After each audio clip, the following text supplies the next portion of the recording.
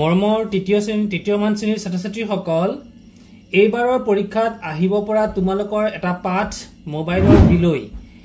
মোবাইলৰনো কি বিলৈ হল আমি পাঠটোৰ দ্বাৰা বুজিম আৰু এই পাঠটো আমি আজি পঢ়িবলৈ শিকিম ইয়াৰ আগতে মোবাইলৰনো কেনেকৈ বিলৈ হৈছিল তোমালোকক এটি নাটকৰ আকাৰে মই দেখুৱাবলৈ যত্ন কৰিম তোমালোকে 2 মিনিট তোমালোকে নাটকটো চাবা আৰু ইয়াৰ পিছতে মই পাঠটো পঢ়াই দিবলৈ যত্ন কৰিম এৰা কথাটো মই মন কৰিছো তোমাক সাগে আজি গৰাকীয়ে লৈ যাবলৈ পাহৰিলে নহয়নি বাৰু নকবা আৰু যাবাজে পালবলৈ আহৰি নাপাও তোমাক দেখোন গৰাকীয়ে এৰিয়ে নিদিয়া হৈছে বুলু কাৰণটো কি কোৱা তাৰ বাবে এই অৱস্থা বুজিছানে ইণ্টাৰনেটৰ সংযোগেৰে Omaya bukan kate ko dihan nutun ekebare tete nuko mur অনুষ্ঠান সমূহ তোমাৰ এক পুইব কৰা হ'ল এয়ে মোৰ ব্যস্ততা তুমি কালকক যে লগত লৈ নুফুৰে হাৰি কৈছা মোকতো দিদিয়ে নিদিয়ে এই কৈছা তুমি মোৰ লগতে নিদিয়ে বুজনাকক তুলে নাছা আজিকালি তোমালোকৰ কাম ময়ে কৰো আগতে কিমান যে কাম কৰিলো বাতৰি শুনিলো ইয়াকো আমিয়ে ৰাখিলো কথা আজগান খেলা ধূলা আপোনাৰ এইবোৰতো আছে খবৰ পঠিওৱা বলোৱা আজি কাম ময়ে কৰো এৰা কিনো আজিকালি আমাৰ লগতো কিছুমান এপ ঘূৰাই লওঁ পুৰা জড়িত এক কাম কৰে বুজিছা পঢ়া শুনা এই বছৰ টিকেট কটা টকা পইচা লেনদেন বজাৰ সমা আজি সকলো কাম বুজিছানে আৰু এটা কথা অনলাইন দেও তোমাক মেৰা হৈছে এইটোহে বৰ বেয়া হৈছে এইদৰে তোমালৈ এৰাহে চাইকেলেছো ভাল নহ'ব আৰু এটা বেয়া কথা হৈছে জানা মোক নাপালে কোনো খোৱা লোৱা পঢ়া শুনা সকলো পাতে এতিয়া আমাৰ পাঠটো আছিল মোবাইলৰ বিলৈ অধ্যায় হৈছে 4 আৰু ইয়াৰ আমাৰ আসল পাঠটো হ'ব যোগাযোগ বা অধ্যায় হৈছে যোগাযোগ আৰু পাঠৰ নাম হৈছে মোবাইলৰ বিলৈ আগৰ দিনত মানুহে নিজে গৈ বা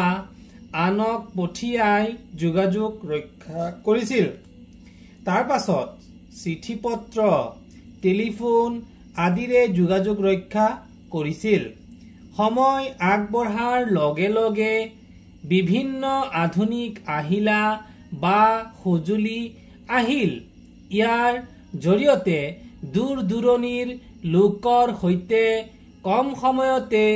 যোগাযোগ কৰিব পাৰি এদিন তেনে কিছুমান সঁজুলিয়ে লগ লাগি কথা পাতিছিল হিহতে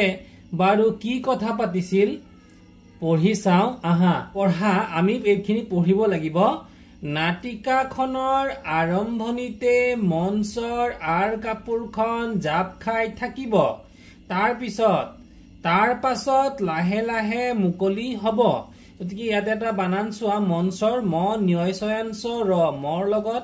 ম আছে তাৰপিছত নিয়ৰ লগত প্ৰথম ছ লগ লাগিলে এনে ধৰণৰে নিয় ছয়াংশ লিখিব লাগে আৰু ইয়াৰ আগতে আৰম্ভণিতে এই বানানটো ময় ভয়াম ভ মৰ লগত ভ লাগিছে এনে ধৰণে তোমালোকে মন কৰিবা এতিয়া আমি পঢ়ুৱা আছো এয়া দেখিছানে তোমালোকে চিত্ৰত এই চিত্ৰটোত মোবাইল আছে টেলিভিজন অৰ্থাৎ টিভি আছে আৰু ৰেডিঅ' আছে তিনিওটাই কথা পাতিছে কিনো কথা পাতিছে আমি চাও উফ আজিহে অলপ জিৰণি পালো বুজিছানে কোনে ক'লে মোবাইলে তেতিয়া ৰেডিঅ'ই কি উত্তৰ দিলে এৰা কথাটো ময়ো মন কৰিছো তোমাক সাগে আজি গৰাকীয়ে লৈ যাবলৈ পাহৰিলে নহয়নে বাৰু মোবাইলে কি ক'লে নকবা আৰু কেতিয়াবা যে উশাহ লবলৈও আহৰি নাপাও ৰেডিঅ'ই ক'লে আকৌ তোমাক দেখোন গৰাকীয়ে এৰিয়ে নিদিয়া হৈছে বোলো কাৰণটো কি কোৱাচোন কোৱা ইণ্টাৰনেটৰ বাবে এই অৱস্থা বুজিছানে ইণ্টাৰনেটৰ সংযোগেৰে কম সময়ত বহু কাম হয় তাতে আকৌ যিহে নতুন নতুন সুবিধা থকা এপ একেবাৰেই তত নোপোৱা হলো ৰেডিঅ'ই কি ক'লে মোৰ অনুষ্ঠানসমূহ তোমাৰ জৰিয়তে শুনিব পৰা হ'ল সেয়ে মোৰ ব্যস্ততা কমিল এবাৰ কোন সময় আহিছে চোৱা এয়া হৈছে মোবাইল আৰু এটো হৈছে ৰেডিঅ' এবাৰ কিন্তু টেলিভিছন সময় আহিল নহয় নে গতিকে আমি ইয়াত লিখিছে টেলিভিছনৰ প্ৰৱেশ এটা মোবাইলে ক'লে তোমালোকক যে লগত লৈ নুফুৰে হাৰি গৈছা মুখটো এৰিয়েই নিদিয়ে তেতিয়া টেলিভিছনে কি ক'লে ঠিকেই কৈছা তুমি মুখ লগতটো নিনিয়েই বহুদিনলৈ আকৌ খুলিয়েই নাচায় এই কথাটো কোনে ক'লে টেলিভিছনে ক'লে নহয় নে আৰু চোৱা ৰেডিঅ'ই কিন্তু মিচিকিয়াই হাঁহি আছে হয়নে এইবাৰ চোৱা আকৌ মোবাইলে কি ক'লে হয় দিয়া আজিকালি তোমালোকৰ কামবোৰো ময়ে কৰোঁ তেতিয়া টেলিভিছনে আকৌ কৈছে আগতে আমি কিমান যে কাম কৰিলো কত গান নাটক বাতৰি শুনালো এতিয়া আকৌ আমিয়ে লাগি হলো এইবাৰ মোবাইলে ক'লে কথা পতা নাচ গান খেলা ধূলা দেখা শুনা এইবোৰতো আছেই খবৰ পঠিওৱা খবৰ লোৱা আদি কামো ময়ে কৰোঁ এইবাৰ টেলিভিছনে ক'লে এৰা কিনো কম আজিকালি আমাৰ লগতো কিছুমান এপ ভৰাই লয় এইবোৰৰ জৰিয়তেও ঢেৰ কাম কৰে বুজিছা এইবাৰ আকৌ মোবাইলে ক'লে পঢ়া শুনা ৰেল বাছৰ টিকট কটা টকা পইচাৰ লেনদেন বজাৰ সমাৰ আদি সকলো কাম বুজিছানে তেতিয়াও আকৌ ৰেডিঅ'ই হাঁহি হাঁহি উত্তৰ দিলে আৰু এটা কথা কণমানিহঁতেও যে তোমাক নেৰা হৈছে এইটোহে বৰ বেয়া হৈছে এইদৰে তোমালৈ একেৰাহে চাই থাকিলেচোন ভাল নহ'ব তেতিয়া মোবাইলে কি ক'লে মোবাইলে ক'লে আৰু এটা কথা বেয়া হৈছে জানা মোক নাপালে কোনোৱে খোৱা লোৱা পঢ়া শুনা সকলো বাদ দিয়ে এবাৰ আৰ কাপোৰ পৰিল অৰ্থাৎ নাটকৰ অন্ত হ'ল এতিয়া মৰমৰ ছাত্ৰ ছাত্ৰীসকল আমি প্ৰশ্নবোৰ আলোচনা কৰো আহাচোন মৰমৰ ছাত্ৰ ছাত্ৰীসকল মোবাইলৰ বিলৈ পাঠটিত থকা প্ৰশ্ন উত্তৰসমূহ আমি আলোচনা কৰিম পাঠভিত্তিক প্ৰশ্নৰ উত্তৰ এতিয়া ক নম্বৰত প্ৰথমটো প্ৰশ্ন দিয়া আছিল আমি কি কি আহিলাৰ সহায়ত খবৰ আৰু তথ্য পাব পাৰো গতিকে ইয়াৰ উত্তৰটো হ'ব আমি মোবাইল ফোন ৰেডিঅ' টেলিভিছন আদিৰ সহায়ত খবৰ আৰু তথ্য পাব পাৰো এবাৰ খ নম্বৰৰ প্ৰশ্নটো আমি কি কি কামত মোবাইল ফোন ব্যৱহাৰ কৰো ইয়াৰ উত্তৰ হ'ব আমি মোবাইল ফোন ব্যৱহাৰ কৰো কি কি কামত আমি ইয়াতে তোমালোকে নম্বৰ দি ল'ব পাৰা 1 নম্বৰ 2 নম্বৰ এনেদৰে দিব পাৰা 1 নম্বৰ খবৰ পত্ৰ পঢ়াত 2 নম্বৰ গান শুনাত 3 নম্বৰ ভিডিঅ' চাবলৈ 4 নম্বৰ পাঠ পঢ়া অবলিক ইয়াতে অবলিক বুলি দিছে অনলাইন ক্লাছ যে আমি কৰো এটোকে দিছে তাৰ পিছত দিছে কথা পাতিবলৈ তাৰ পিছত ছবি তোলা আৰু শেষত খেল খেলাত এইকেইটা কামত আমি মোবাইল ফোন ব্যৱহাৰ কৰো আৰু ইয়াতে শেষত আৰু এটা দিছে ইন্টাৰনেটৰ ব্যৱহাৰতো আমি মোবাইল ফোন ব্যৱহাৰ কৰো এবাৰ গ নম্বৰৰ প্ৰশ্নটো হয় দিয়া আজিকালি তোমালোকৰ কামবোৰো ময়ে কৰো এইখাৰ কথা কোনে কৈছিল এই কথা মোবাইলে কৈছিল তাৰ পিছত ঘ নম্বৰ প্ৰশ্নটো 10 নম্বৰ সংলাপটো কোনে কাক দিছিল সংলাপ মানে ইংৰাজীত হিন্দীত কোৱা হয় বা ইংৰাজীত কোৱা হয় ডায়লগ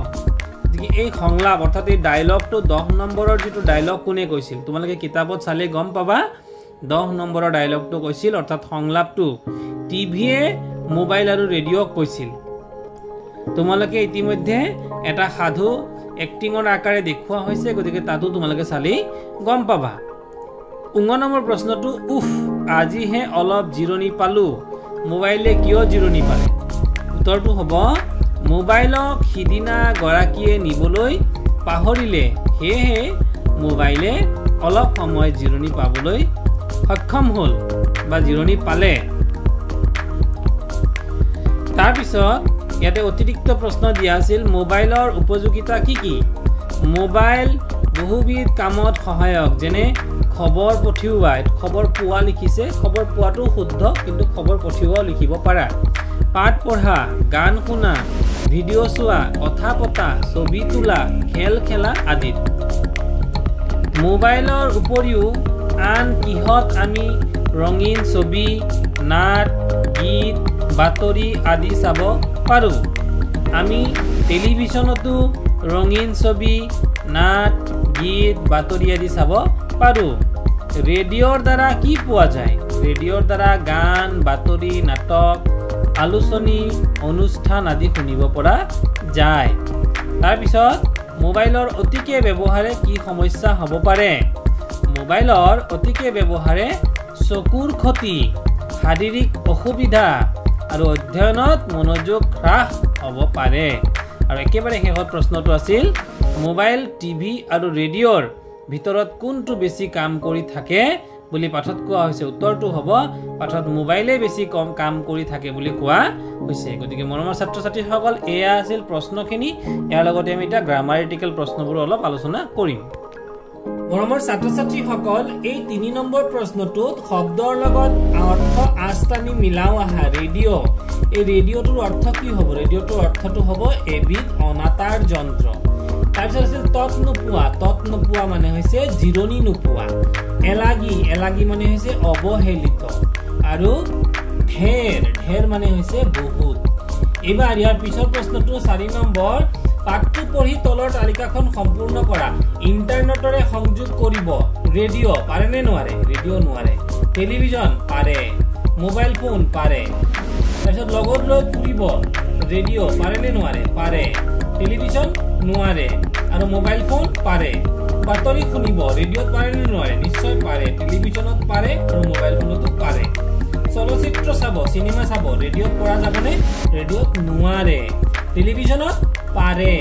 মোবাইল ফোনত পাৰে বাৰ্তা পঠিয়াব ৰেডিঅ'ত নোৱাৰে টেলিভিছনত নোৱাৰে আৰু মোবাইল ফোনত পাৰে গতিকে এইবোৰ তোমালোকে বহি ধুনীয়াকৈ লিখি লবা এতিয়া তলত দিয়া আহিলা কেইপদৰ যিকোনো এটাৰ বিষয়ে 5টাকৈ বাক্য লিখিব দিছে ৰেডিঅ'ৰ বিষয়ে নতুবা টেলিভিছনৰ বিষয়ে নতুবা মোবাইল ফোনৰ বিষয়ে মৰমৰ ছাত্ৰ ছাত্ৰীসকল তোমালোকে 5টা বাক্য ইয়াৰ পৰা তোমালোকে ইয়াৰ বিষয়ে তোমালোকে নিশ্চয়কৈ লিখিব পাৰিবা বুলি ধৰি লৈছো গতিকে মৰমৰ ছাত্ৰ ছাত্ৰীসকল এই পাঠটোত ইমানখিনিয়ে আছিল যদি তোমালোকৰ ভিডিঅ'টো ভাল লাগিল নিশ্চয়কৈ লাইক এটা কৰি দিবা আৰু যদি প্ৰথমবাৰৰ বাবে তোমালোকে মোৰ চেনেলটোত আহিছা নিশ্চয়কৈ সাবস্ক্ৰাইব কৰি দিবা আৰু বন্ধুবৰ্গৰ মাজত শ্বেয়াৰ কৰি দিবা যাতে তেওঁলোকো ইয়াৰ প্ৰশ্ন উত্তৰসমূহ ভালকৈ সমাধান কৰিব পাৰে